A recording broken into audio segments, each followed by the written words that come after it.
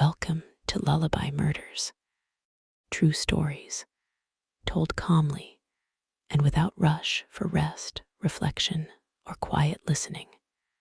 There is nothing for you to solve. Just listen and let the story unfold. Mornings close to the holidays often feel gentler than usual.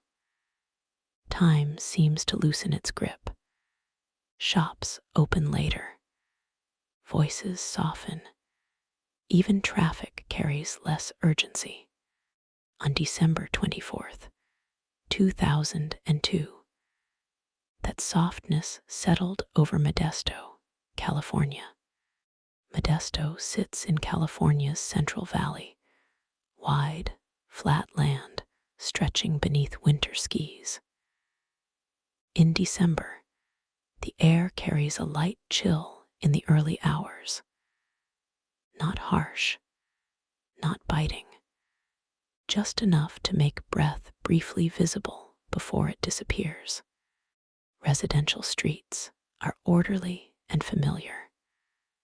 Long rows of modest homes, driveways leading to single-car garages, lawns trimmed neatly, shrubs shaped carefully along narrow walkways.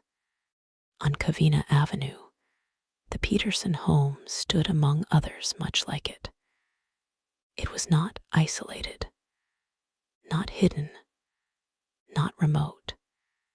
It was simply part of a neighborhood where neighbors recognized each other's cars and knew roughly when someone left for work. Christmas decorations had already appeared in windows along the street. Some homes displayed inflatable figures. Others preferred white lights outlining their rooflines. Inside, trees stood decorated, symbols of anticipation rather than spectacle. That morning carried routine. Inside the Peterson home, Laci Peterson moved through the early hours with the careful rhythm of someone 8 months pregnant. She was 27 years old. By late December, her due date was approaching, and the final weeks of pregnancy often bring a slower pace, movements considered, tasks completed in shorter intervals. Friends would later describe Laci as organized, detail-oriented, and thoughtful. She liked preparation. She liked things to feel settled. Christmas had always mattered to her. Family gatherings, meals prepared together, traditions repeated each year without much alteration. This Christmas felt different. It would have been her first as a mother.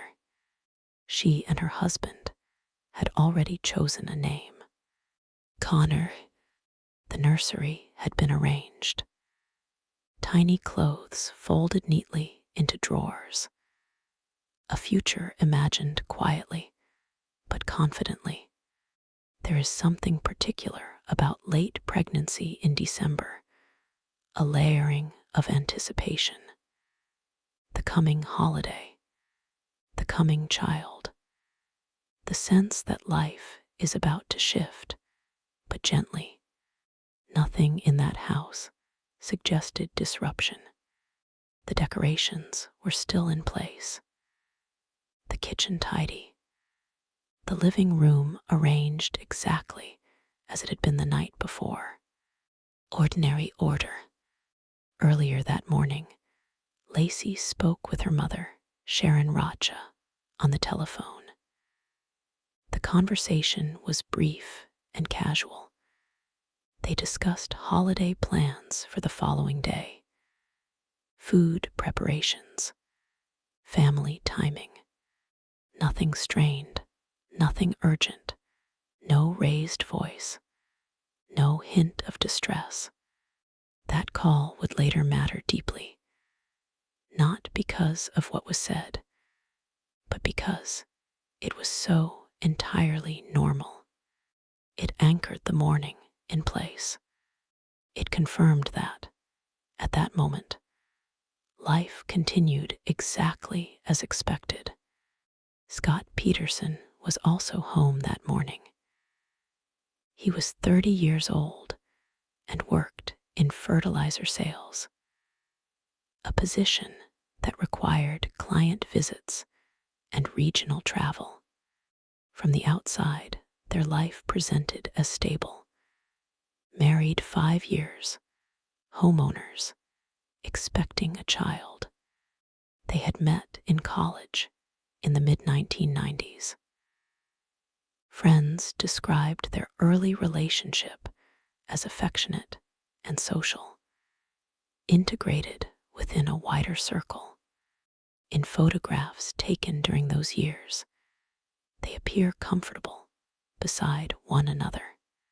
The surface of a life rarely reveals its fractures, and on that morning, no fracture was visible. Scott would later tell investigators he planned to go fishing that day. The destination was the Berkeley Marina, located along the eastern shore of the San Francisco Bay. The drive from Modesto to Berkeley spans roughly 90 miles. Under normal conditions, it takes between 90 minutes and 2 hours. It was not the closest fishing location available, but it was accessible, and on Christmas Eve, the marina would likely have been quieter than usual. That was the account later given. Laci remained home. She had mentioned plans to mop the kitchen floor, to prepare for Christmas Day, to walk the family dog, a golden retriever named Mackenzie. Mackenzie had become part of the household's daily rhythm. Laci walked him frequently. Neighbors had seen her do so many times before. There was predictability in her movements, consistency. When someone lives by routine, the absence of that routine becomes noticeable, but only after it breaks. Scott later stated that he left the house before 10 o'clock that morning. He described loading fishing equipment into his truck and driving toward Berkeley, stopping along the way. At the time, no neighbor marked his departure as unusual. Cars leave driveways every morning. Engines start. Garage doors close. Nothing about his departure stood out on its own. Laci did not leave a note. There was no recorded visitor, no reported disturbance. The house remained as it had been, orderly and uninterrupted. It is in these quiet stretches of late morning that investigations later strain to reconstruct movement, because silence does not provide timestamps. By early afternoon, something small shifted. Mackenzie was seen wandering near the Peterson home, the leash still attached. A neighbor, Karen Servas, noticed him and recognized the dog. She secured him and returned him to the backyard. At that moment, it did not trigger alarm. Dogs sometimes slip out. Leashes sometimes remain attached. It was an inconvenience, nothing more. But later, that image would return repeatedly in discussion. A dog walking alone, leash dragging, because Laci was known to be attentive and deliberate. She would not normally leave the dog unsecured. Small details often matter most in retrospect, not because they shout, but because they whisper. When Scott returned home later that afternoon, found the house quiet. Laci was not there. Her purse remained inside. Her car was parked in the driveway. Her personal belongings were undisturbed.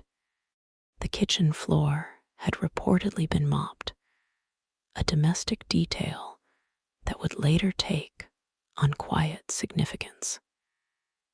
It suggested the day had progressed normally, that tasks had been completed, not abandoned mid-motion. The house showed no signs of forced entry, no broken glass, no overturned furniture, no immediate evidence of violence, just absence. And absence is difficult to investigate because absence leaves nothing visible behind. As afternoon moved toward evening, concern developed gradually. It did not begin with panic. It began with uncertainty.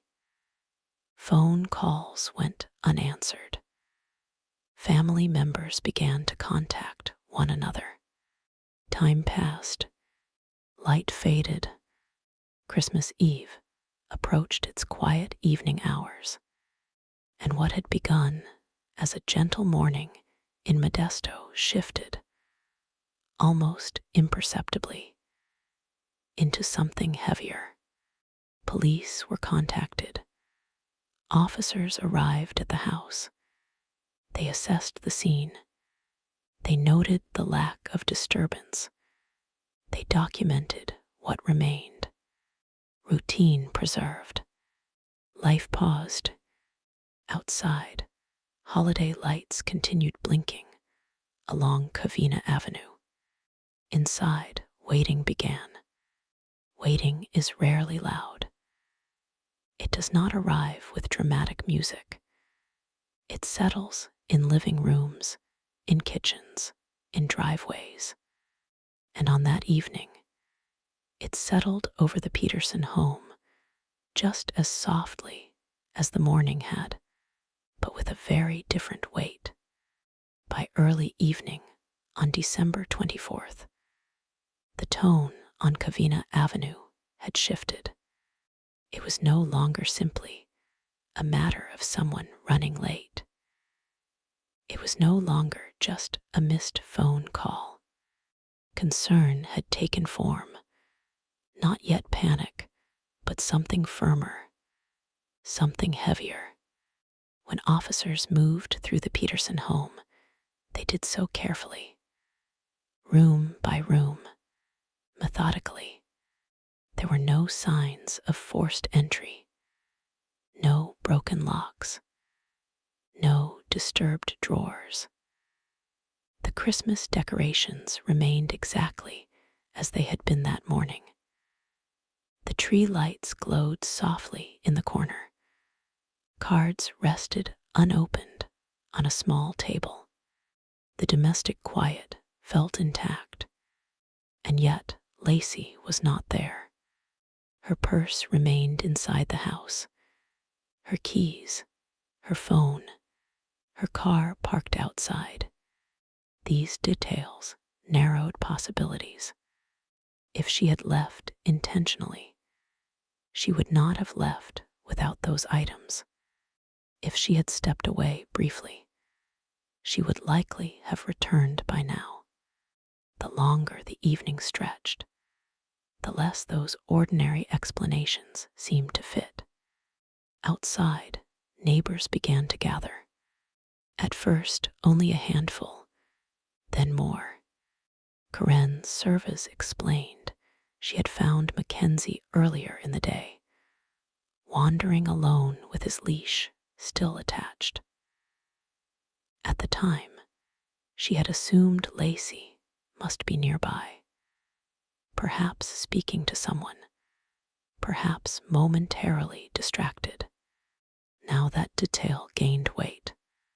If Laci had been walking Mackenzie, something had interrupted that walk.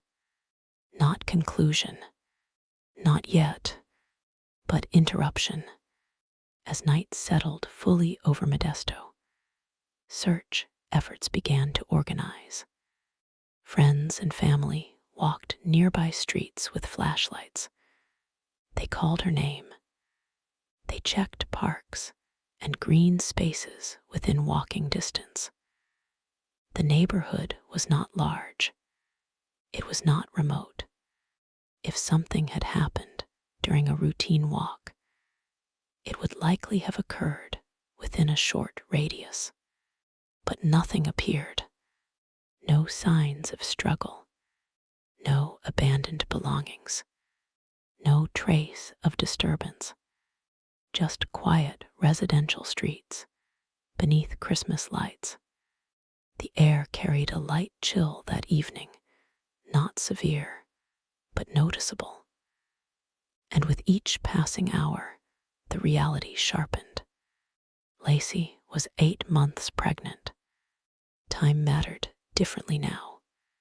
Police began canvassing homes along Covina Avenue and surrounding streets. They knocked on doors, asked whether anyone had seen a pregnant woman walking a golden retriever earlier that day. Some neighbors believed they might have seen her. Others were unsure. Memory is fragile, especially when asked to reconstruct an ordinary day that suddenly becomes extraordinary. Details blur, certainty dissolves. Officers recorded each account. They noted times, descriptions, possible sightings, but nothing confirmed her location after the morning phone call with her mother. Scott remained at the house during those early hours. He answered questions, provided his timeline, explained that he had driven to the Berkeley marina, launched his boat, fished briefly, and returned home. His statements were documented carefully. Time of departure, estimated arrival, parking receipts, fuel stops. The route from Modesto to Berkeley follows a deliberate path westward across California's Central Valley before meeting the Bay region. It is not a casual drive. It is intentional. At this stage, however, it remained simply part of the day's account. Investigators focus first on facts. Only later do patterns emerge. The following morning, Christmas Day, the search expanded. Holiday plans were set aside. Family members gathered not for celebration, but for coordination. Flyers were printed with Laci's photograph. Her image showed her smiling. Light brown hair framing her face.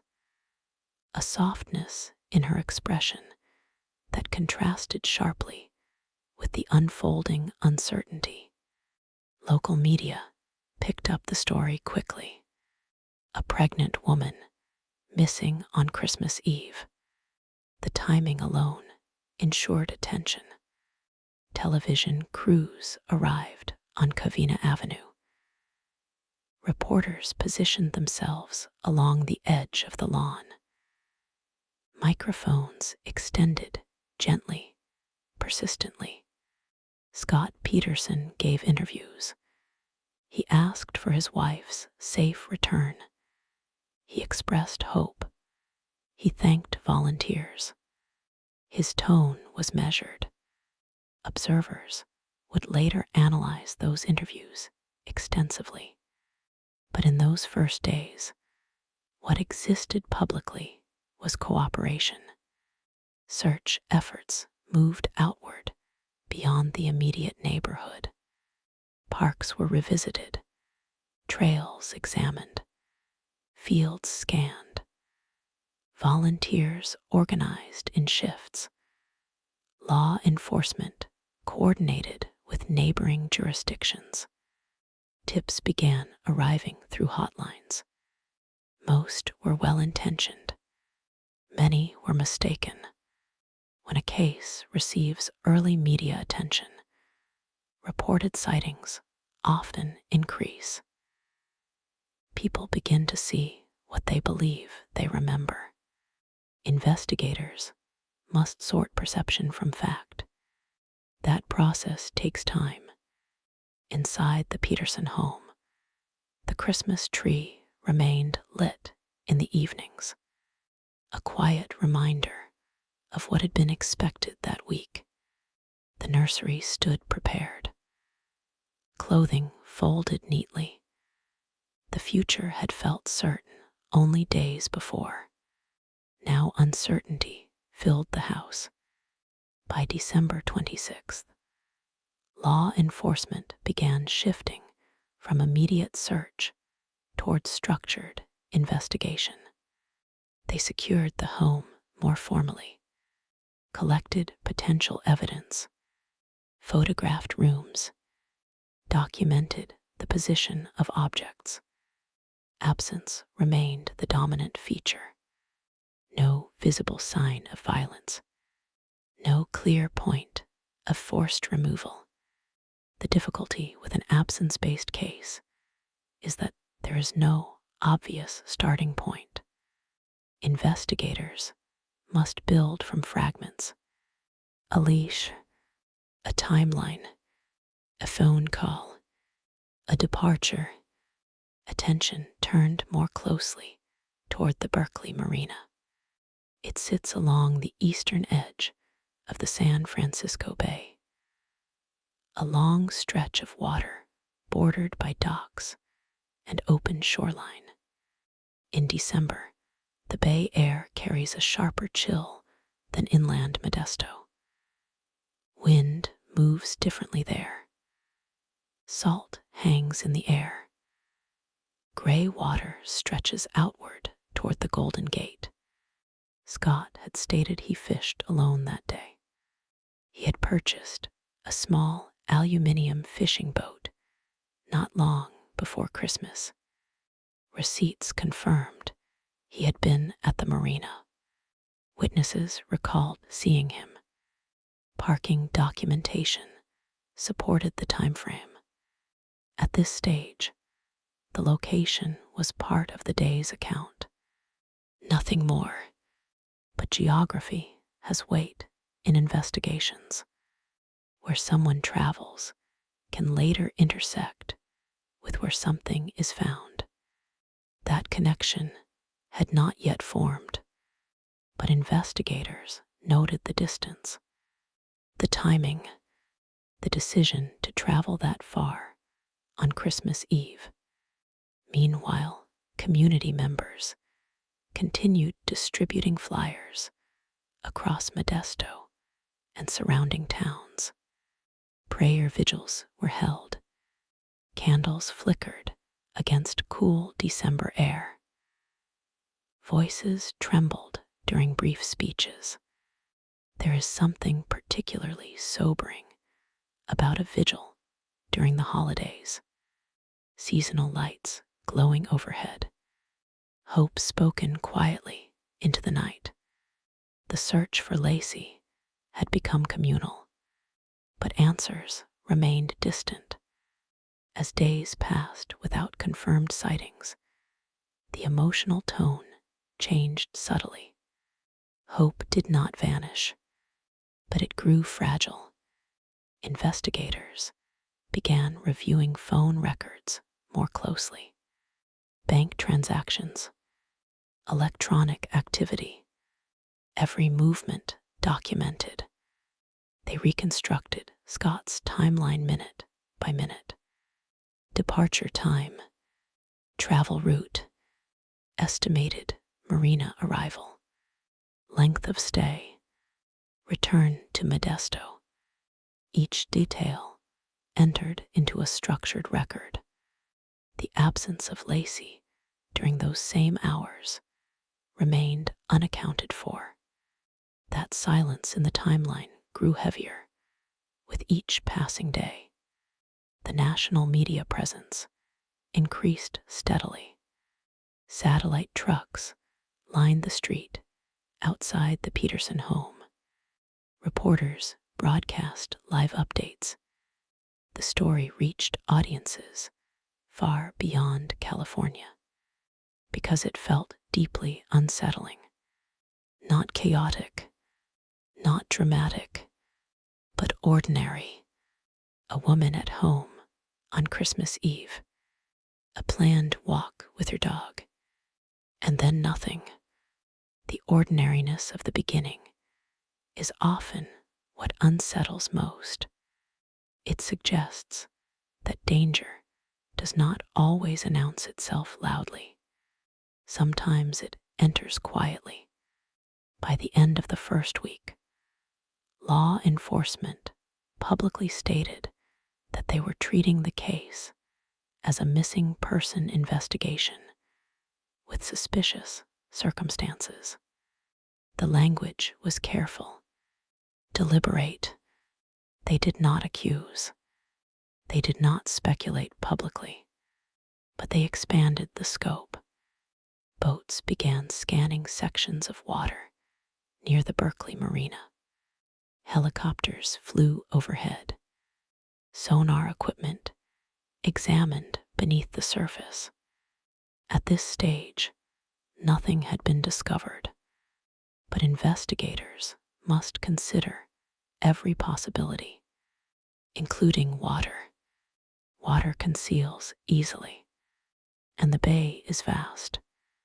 By early January 2003, the case no longer felt like an urgent neighborhood search. It felt structured, formal, investigative. Volunteers still walked parks. Vigils still flickered at dusk.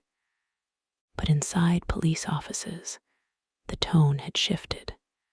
When a missing person case extends beyond the first critical days without confirmed sightings, investigators adjust their lens. They revisit statements, reconstruct timelines again, examine not only what was said, but how consistently it was said. Scott Peterson had remained visible. He stood beside Laci's family. He spoke to reporters. He expressed belief that she would return. But investigators are trained to separate public posture from private record. They began reconstructing the marriage. Carefully, marriage is rarely one single thing to everyone observing it. Friends described the couple as social, polite, stable. They attended gatherings, hosted events, maintained a tidy home. Nothing overtly volatile, nothing visibly fractured. But police are not limited to surface impressions. They reviewed financial records, phone logs, email accounts, travel histories, and small inconsistencies began to surface. Nothing explosive, nothing immediate, but threads. Investigators follow threads. On December 9th, just over 2 weeks before Laci disappeared, Scott had met a woman named Amber Frey. She was a massage therapist from Fresno, a single mother. They had been introduced through a mutual acquaintance. Their relationship progressed quickly. Phone calls, meetings, plans. Amber later stated that Scott had told her he was single, that he had lost his wife, that he was widowed, that Laci did not exist in the present tense of his life. When this information reached investigators in early January, the atmosphere shifted, not because an affair proves violence. It does not, but because deception narrows trust, and trust matters in timelines. Amber Frey contacted law enforcement after recognizing Scott's name in media coverage. She had seen his photograph on television. The name matched, the face matched, the story did not. She reached out voluntarily and agreed to cooperate. From that point forward, many of her conversations with Scott were recorded under police guidance. Those recordings would later become central to the case, but at the time, they were simply another source of information. Investigators listened carefully. In the calls, Scott spoke casually. He discussed travel, personal matters, daily routines. His tone was steady, often composed, at times almost detached from the urgency surrounding Laci's disappearance. For the public, once these recordings became known, interpretation was swift, but for detectives, the focus was narrower. Consistency, contradiction, sequence. On New Year's Eve, during a candlelight vigil for Laci in Modesto, Scott was simultaneously on the phone with Amber Frey. He told her he was in Paris, watching fireworks, celebrating the holiday abroad. In reality, he stood among reporters and community members in California. This detail would later be emphasized heavily at trial, not because it demonstrated violence, but because it demonstrated deception. And deception shifts investigative weight. When one confirmed lie surfaces, other statements are examined more closely. By mid-January, public sympathy began to fracture. The image of a husband searching for his pregnant wife now existed alongside knowledge of an extramarital relationship. Media tone shifted subtly. Language changed. Words like inconsistency and discrepancy began appearing in broadcasts. Commentators speculated. Panels debated. Yet inside the investigation, detectives remained procedural. Affair does not equal murder, but motive becomes part of structure. Investigators analyzed financial strain, life insurance policies, debt, employment stability, each factor cataloged, placed within context. No dramatic announcement, just accumulation. Attention returned again to the Berkeley Marina. Windswept, gray, expansive, Scott had purchased a small 14-foot aluminum boat in early December. Few people reportedly knew about it, not even Laci's mother. Whether Laci herself knew, the full details became a point of inquiry. The boat had been stored in a warehouse unit. Investigators examined the warehouse carefully, collected fibers, reviewed possible transfer evidence. At this stage, Laci's remains had not yet been located, but investigators were beginning to consider water more seriously, because Scott had placed himself there, and location shapes probability. Phone records showed Scott had called Laci on his way back from the marina on Christmas Eve. He left a voicemail. His tone sounded normal. He mentioned he had been fishing, that he would pick up a fruit basket, that he would see her soon. The call lasted only seconds. Short, unremarkable, but in retrospect, every second matters. Investigators compared timestamps carefully, calculated travel time from Berkeley back to Modesto, traffic patterns, highway routes, each minute mapped. The timeline did not collapse, but it tightened. Meanwhile, Sharon Racha remained publicly composed. Her interviews carried steady grief. She urged anyone with information to come forward. She spoke about her daughter's excitement for motherhood, the nursery, the name Connor. That name appeared in headlines increasingly. It personalized the unborn child. It gave shape to the loss.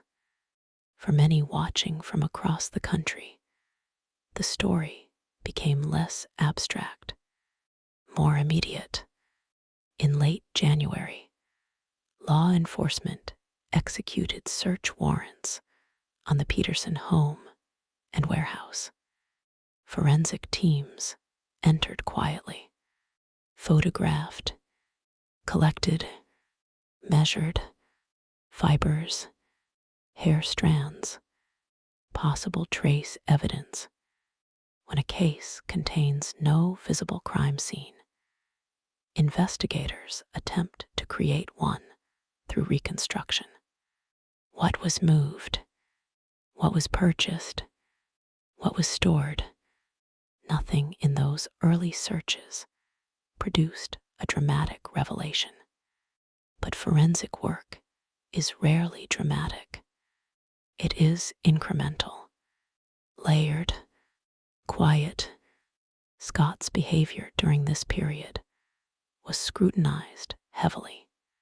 He dyed his hair darker, grew facial hair, lost weight. Some attributed these changes to stress.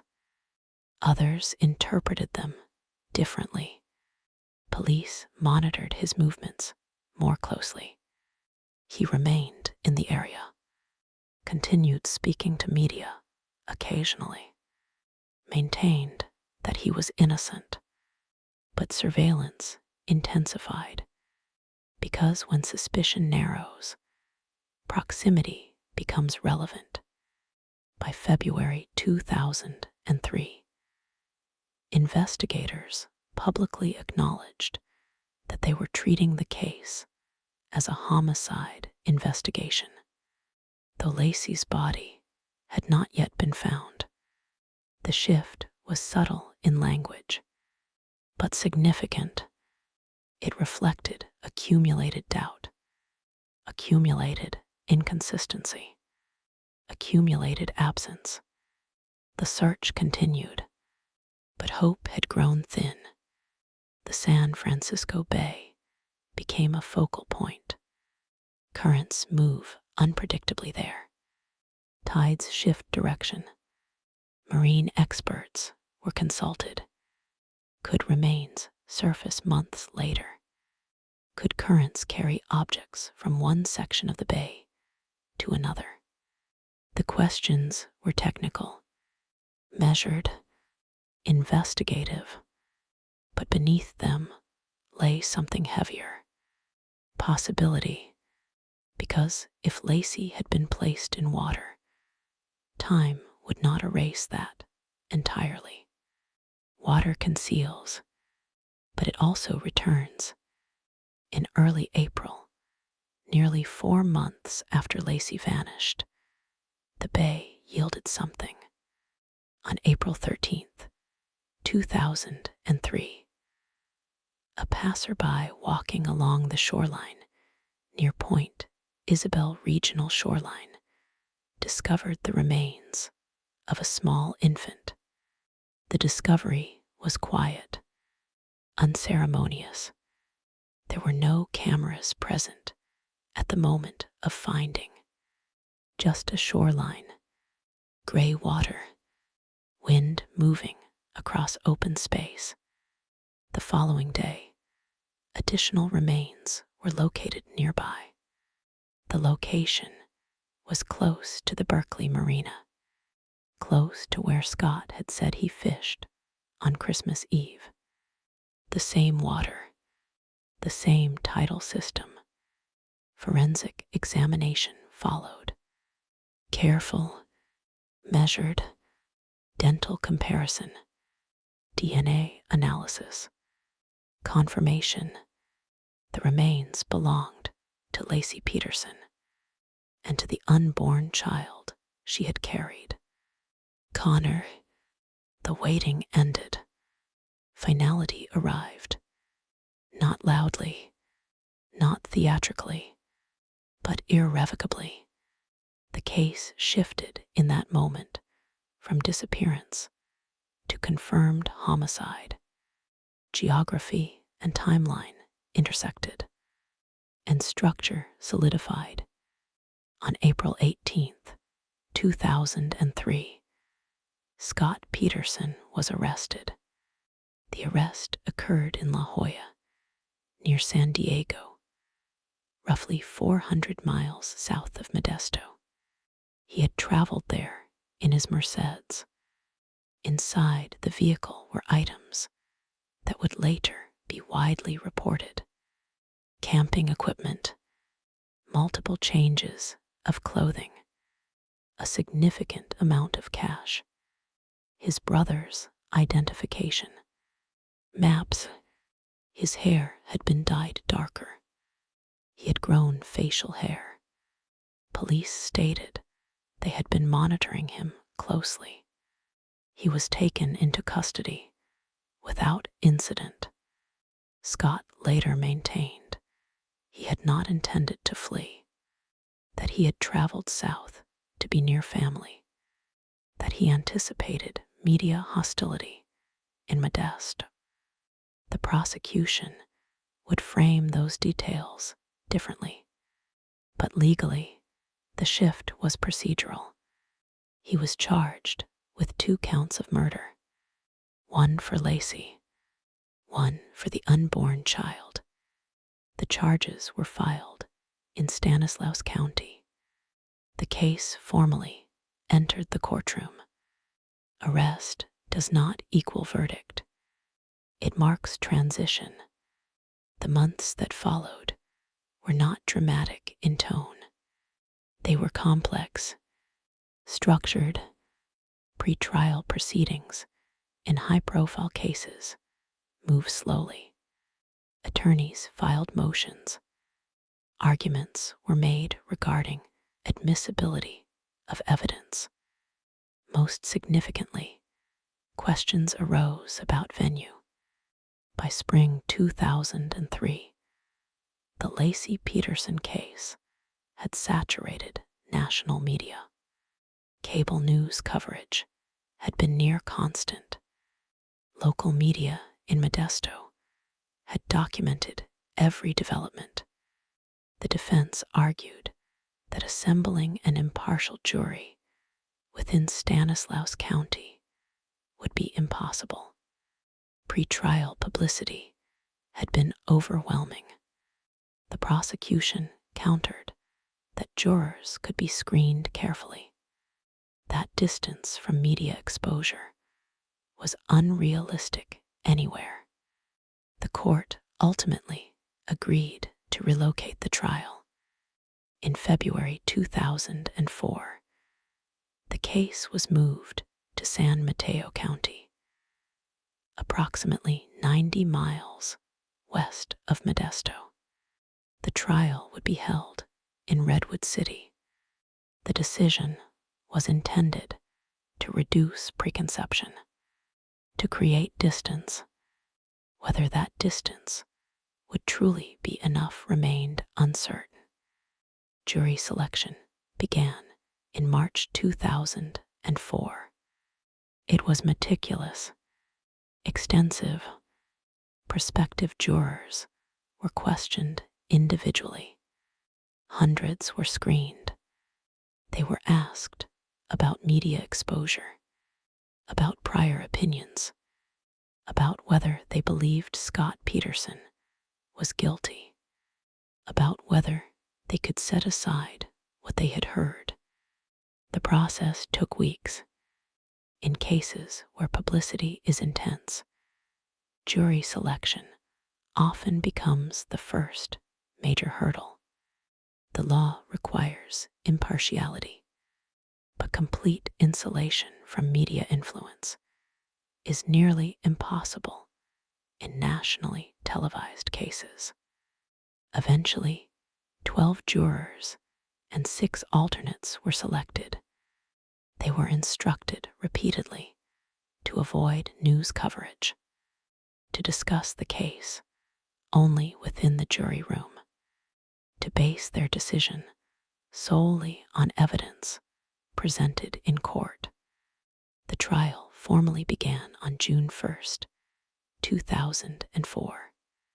The courtroom was controlled, structured, no raised voices, no theatrical gestures. Both sides delivered opening statements calmly. The prosecution outlined a theory built on accumulation. They acknowledged that no eyewitness had seen the murder occur. No confession existed. No murder weapon had been recovered. Instead, they argued that the case was built on circumstantial evidence, and that circumstantial evidence, when layered carefully, can be as strong as direct proof. They described motive, opportunity, behavior before and after the crime. They pointed to the extramarital relationship. They cited Scott's statements to Amber Frey, particularly the claim that he had lost his wife before she had actually disappeared. They emphasized the purchase of the boat shortly before Christmas. They highlighted the location where Laci's remains were found. The narrative constructed was deliberate, not emotional, structured. The defense responded differently. They emphasized absence, no physical evidence directly linking Scott to a violent act. No blood, no DNA, no confession.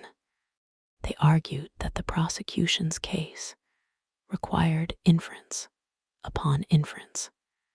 That suspicion had hardened into narrative. They pointed to burglaries in the Peterson neighborhood around the time of Laci's disappearance. They suggested alternative scenarios. They cautioned jurors against emotional reasoning. They reminded them that the burden of proof rested entirely with the state. Reasonable doubt did not require an alternative suspect. It required uncertainty. The trial settled into rhythm. Weeks of testimony, layer upon layer, methodical progression. Marine biologists testified about tidal patterns in the San Francisco Bay. They explained drift modeling, how currents could carry objects and remains across distances over time. The prosecution argued that the location of recovery was consistent with the marina. The defense challenged the certainty of such modeling. Water does not move in perfect lines. Currents intersect. Debris can travel from multiple entry points. Experts spoke carefully. They did not claim absolute certainty. They described probability, limitations, scientific modeling.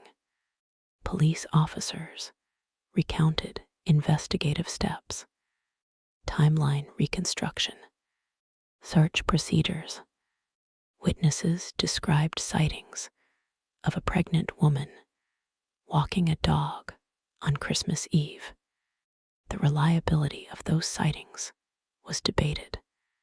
Memory shifts over time, especially once media images saturate public consciousness. Amber Frey took the stand. She described her relationship with Scott, her understanding that he was not married in the present tense. She recounted recorded phone calls. The jury listened to those recordings directly.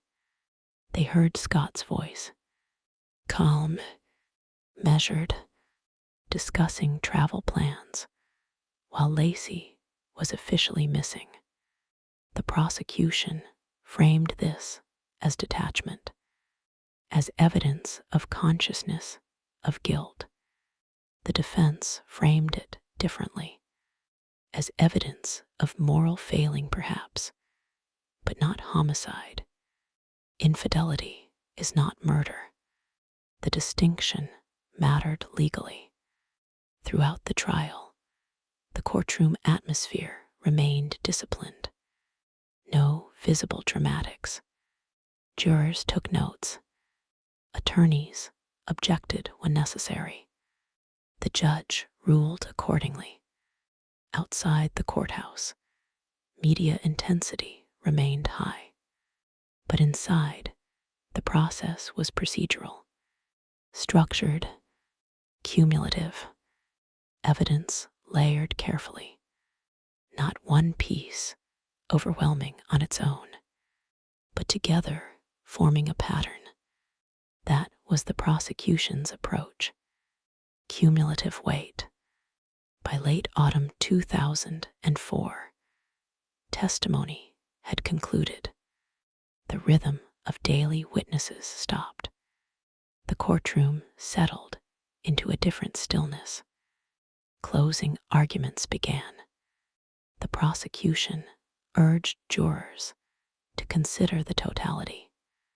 Not one fiber, not one phone call, not one behavior in isolation, but the pattern formed by all evidence combined.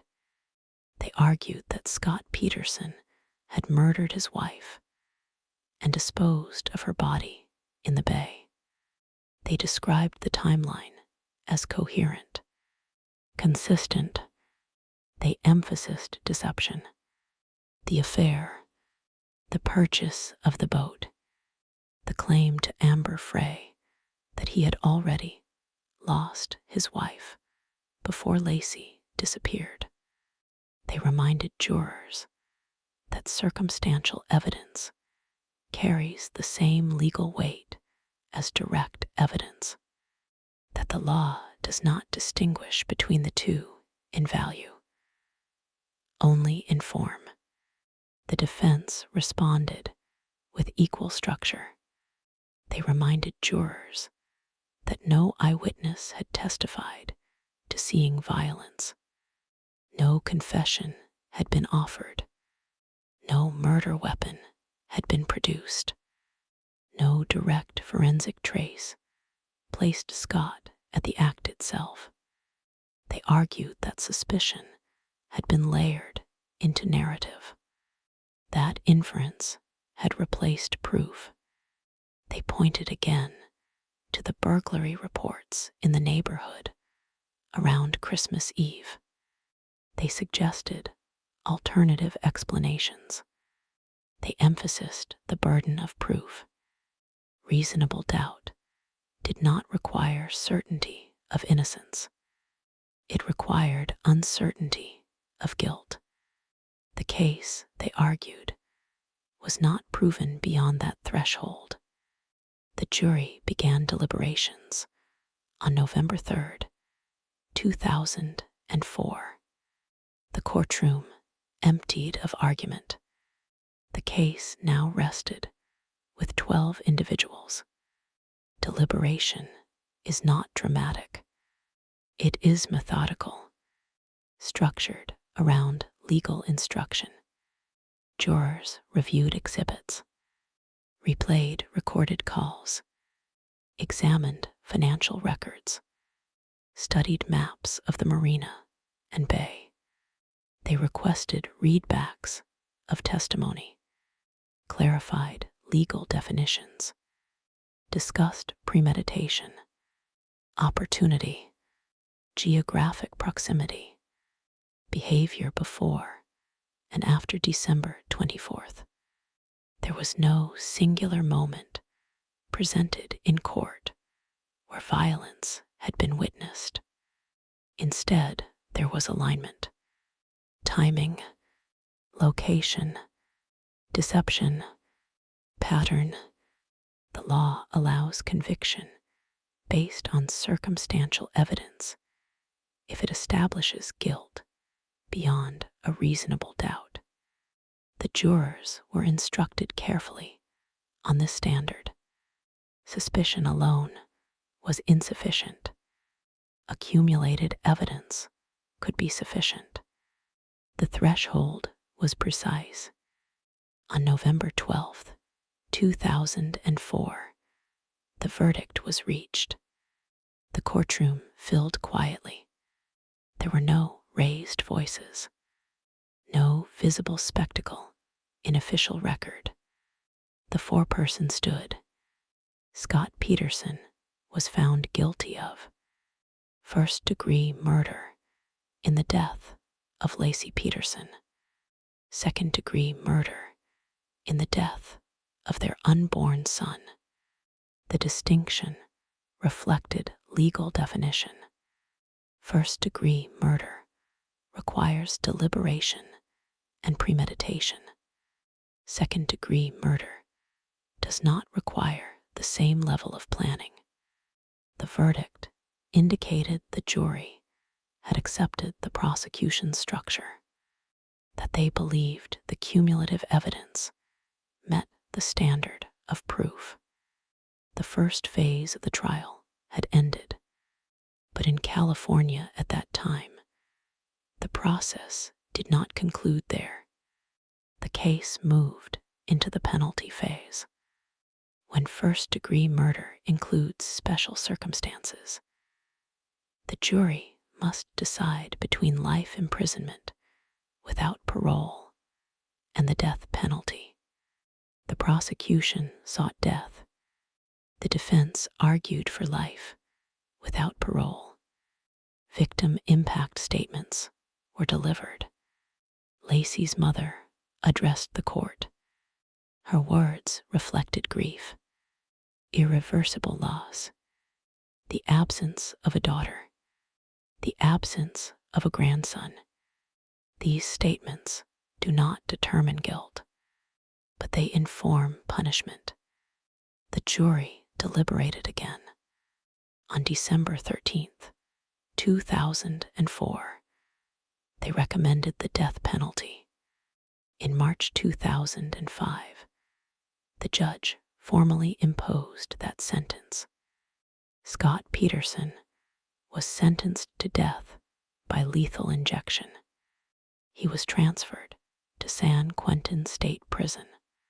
For many observers, the case appeared concluded, but capital cases rarely end with sentencing, because appeals in death penalty cases are automatic.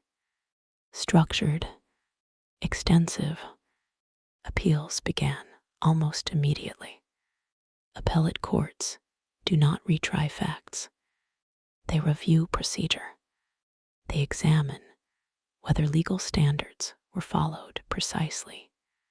Arguments raised included pre-trial publicity, jury selection procedures, evidentiary rulings, admissibility of testimony. Years passed. Legal briefs were filed. Responses submitted. The process moved deliberately. In 2020, the California Supreme Court issued a significant ruling. The court upheld the murder convictions. However, it overturned the death sentence. The ruling cited errors in jury selection during the penalty phase. Specifically, concerns that some prospective jurors may have been dismissed improperly based on their views regarding capital punishment.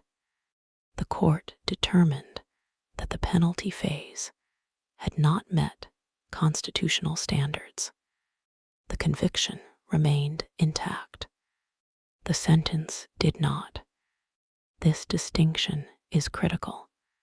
Appellate law evaluates process.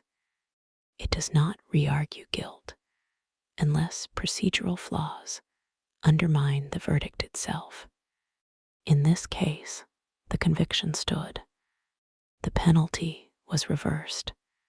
The case returned to the lower court for resentencing. In December 2021, Scott Peterson was resentenced to life imprisonment without the possibility of parole. The death sentence was removed, but the determination of guilt remained unchanged. For Laci's family, the appellate outcome did not alter the central reality. Loss remained.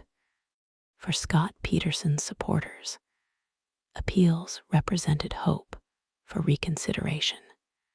But no court has overturned the conviction. The legal structure stabilized. Conviction affirmed. Sentence modified. Public interest resurfaced periodically. Documentaries were produced. Interviews revisited. Debate continued in media spaces. Some argued the case was built entirely on circumstantial evidence. They emphasized the absence of direct forensic proof. They questioned whether media attention influenced investigation strategy. They revisited the burglary timeline in the neighborhood. They questioned title modeling. They questioned interpretation. Yet legally, the record stands. Laci did not return home on December 24th, 2002. Her remains were found in April 2003. A jury convicted her husband. Appellate courts upheld that conviction. Those are the structured conclusions. Interpretation exists around them, but the structure remains. After conviction and resentencing, the legal structure of the case appeared settled. Scott Peterson remained convicted. He would spend the remainder of his life in prison. From a judicial standpoint, the case had reached stability, yet public discussion did not end. It rarely does in cases that capture national attention. The Laci Peterson case unfolded during a period when 24-hour news coverage was becoming deeply embedded in American culture. Cable networks covered the trial daily. Commentators analyzed testimony in real time. Legal experts debated strategy each evening. Public opinion developed continuously. Narrative formed alongside evidence. And once narrative forms, it can be difficult to separate from fact. In the years following the trial, documentaries revisited the case. Some presented the prosecution's theory as cohesive and compelling. Others examined alternative interpretations. Supporters of Scott Peterson argued that the case was built entirely on circumstantial evidence. They emphasized the absence of a confession, an eyewitness, a murder weapon, direct forensic evidence linking him physically to the act itself. They questioned whether media pressure had influenced investigative focus, whether early suspicion narrowed possibilities too quickly, whether alternative suspects were fully explored. These arguments have not overturned the conviction, but they have sustained debate. In recent years, renewed legal review has emerged. Organizations have examined aspects of the case. It is important to clarify what review means. Review does not equal exoneration. It indicates examination, assessment, evaluation of whether procedural or evidentiary issues warrant further action. At present, no court has overturned the conviction. No new trial has been granted. The conviction remains in place. The review represents legal exploration, not reversal. One area of continued discussion involves burglary reports in the neighborhood around the time of Laci's disappearance. The defense suggested that Laci may have encountered individuals connected to that burglary while walking her dog. Prosecutors argued the burglary occurred after Laci was already missing. The timing became contested. Witness recollections varied. Police records were examined repeatedly. The jury ultimately accepted the prosecution's timeline, but for some observers, that detail remains a point of question. Another frequently discussed element involves the marina. The San Francisco Bay is expansive. Currents are complex. Defense supporters argue that remains discovered there do not necessarily confirm a specific launch point. Marine drift analysis was presented at trial. Experts testified regarding tidal patterns and potential movement. The jury weighed that testimony, but ocean movement is layered and variable. For some, that complexity leaves room for interpretation. Interpretation, however, does not equal legal reversal. The role of media cannot be understated. From the earliest days, cameras framed the narrative.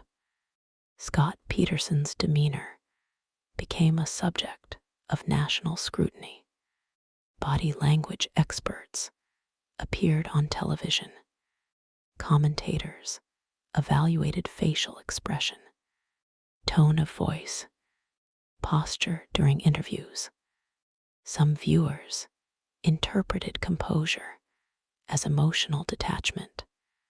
Others viewed it as shock or personality. In legal terms, demeanor alone cannot determine guilt, but in public perception, it can carry weight.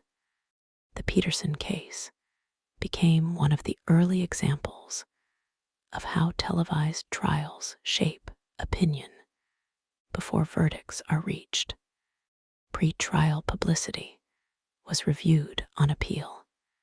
The trial was moved from Modesto to Redwood City in an effort to reduce bias. Jurors were screened extensively. Appellate courts ultimately determined that juror selection met constitutional standards. The conviction was upheld, yet the discussion of media influence remains part of the broader narrative. Over time, intensity softens, public attention shifts, new cases emerge, yet certain cases remain embedded in cultural memory. The Laci Peterson case is one of them, not only because of legal complexity, but because of its domestic setting. A marriage, a pregnancy, a holiday, an ordinary home. When crime intersects with routine, it unsettles deeply. It challenges assumptions about familiarity and safety, and that challenge lingers. For Laci's family, ongoing public debate can be painful. Re-examination brings renewed attention, renewed commentary. For Scott Peterson's family, ongoing debate represents hope for reconsideration. Families often find themselves on opposite sides of a courtroom. Loss reverberates outward. It does not confine itself to a single household. Time, meanwhile, continues. The house on Covina Avenue was eventually sold. New residents moved in. Christmas arrives each year regardless of history. Lights are placed near windows. Trees are decorated. Meals are prepared. Dogs are walked along familiar streets. The physical setting resumes routine, but certain dates carry altered weight. December 24th, April 13th, April 14th. Days once ordinary now, marked privately, not ceremonially, just remembered. Public memory compresses. A case becomes shorthand, a reference point, like the Laci Peterson case. But inside that home in 2002, there had been no headline. There had been routine. A kitchen floor mopped in preparation for Christmas. A small tree lit against winter light. A dog waiting by the door. A mother speaking to her daughter on the telephone. It is that contrast which endures. Not only the crime, but the ordinariness that preceded it. High-profile cases often create the illusion of closure. A verdict is delivered, a sentence pronounced, a chapter ends, but closure rarely aligns neatly with legal milestones. Grief adapts. It does not disappear. It shifts shape. It integrates into daily life. Holidays return. Birthdays arrive. The calendar continues. And within that rhythm, absence remains, not as spectacle, but as quiet space. If we step back from argument and interpretation, what remains is simple. An ordinary morning, once shifted. A woman described as warm, organized, attentive. A pregnancy nearing its final weeks. A name chosen in anticipation. Connor, a home prepared for celebration. These elements do not change with appeals. They do not shift with documentaries. They remain. They anchor the story in something human. Time moves differently after something irreversible. At first, it feels suspended. Later, it resumes. Quietly, the world continues, and continuation can feel both comforting and disorienting. The events of December 24th, 2002 have been examined from nearly every angle. Timelines traced, title patterns analyzed, phone calls replayed, court transcripts reviewed, opinions formed, reformed, debated. Yet even after that examination, the core remains remarkably simple. A woman did not come home. A family waited, and the waiting changed them. There is something about domestic space that magnifies loss. When tragedy unfolds within ordinary walls, among decorations, routine tasks, familiar objects, it feels closer, more immediate. The Peterson house was not unusual. It was a place where groceries were carried inside, where laundry was folded, where holiday lights were switched on at dusk. It was within that ordinary environment that absence began, and that contrast is difficult to forget. If you are listening now, there is nothing left to analyze. The timeline has unfolded. The legal process has reached its current shape. Beyond it, evening continues as it always does. Lights dim, rooms settle, breath steadies. The steady rhythm of the present moment remains. An ordinary day once shifted, and over time, even the most difficult stories find their place within memory. Thank you for listening. Wherever you are tonight, resting, reflecting, or simply passing the time, may the quiet continue gently.